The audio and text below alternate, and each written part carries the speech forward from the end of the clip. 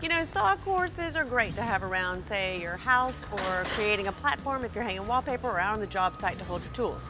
But sometimes you need more than a sawhorse. You might actually need a workhorse, and this is the Workhorse by Husky.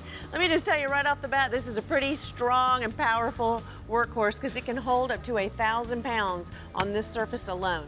I like this foundation here at the top because if I'm cutting 2x4s or if I want to hold a 3/4 inch piece of plywood, I've got good support. I can clamp my clamp right here to hold that piece of plywood into place.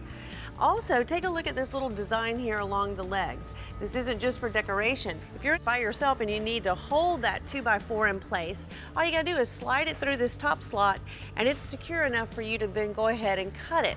Or what you can do is you can create a work surface or say a storage surface down below by running 2x4s on either side here and attaching it to the other workhorse, and now you have a nice little platform that you can store your tools. So if you're in the market for sawhorses, why don't you think about getting a workhorse instead, because you can get a lot more work done for sure.